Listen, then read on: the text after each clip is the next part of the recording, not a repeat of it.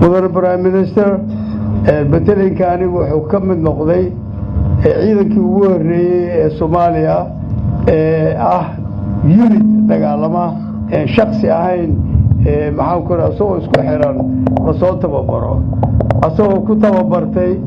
oo nimanka dhalinyarada aan ku amaanayo inay ku tababarteen waqti qabow oo aad u qabow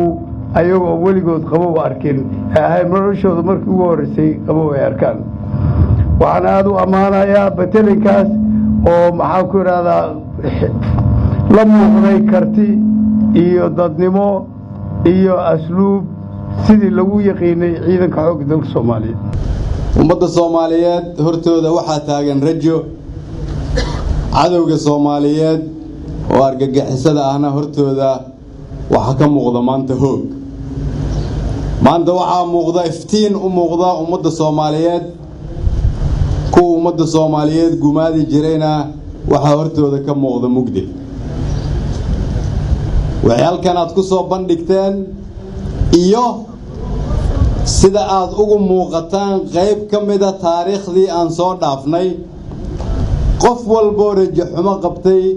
waxaan leeyahay maantay qalbigaadu ha balaarto haddii qof Soomaaliya uu shaki ugu jiray in dawladda Soomaaliyeed ay ciidan la'aan tahay ama aanay socon dhismihii ciidanka waxa halkan hortiina ka muuqda qayb ka mid ah qorshaha fog ee dalka lagu xoreynayo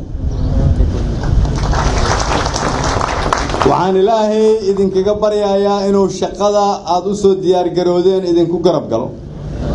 waxaan ilaahay idinkaga baryayaa inaad noqotaan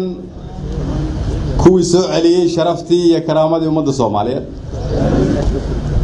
waxaan ummadda Soomaaliyeed ugu bishaareynayaa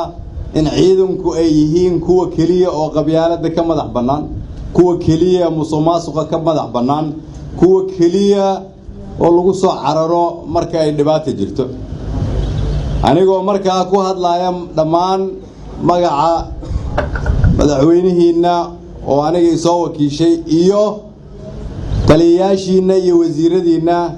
waxaan idin leeyahay hambalyo hambalyo hambalyo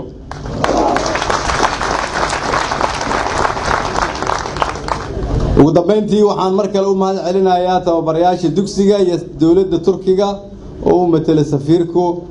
waxaan raalli ka nahay shaqada aad dalka ka haysaan waxaan rajaynayaa haddii Ilaahay yiraahdo inaan dhammaystiri doono 5,000 oo maanta aan u jeedno bilowga ugu horeeyay hambalyo hambalyo hambalyo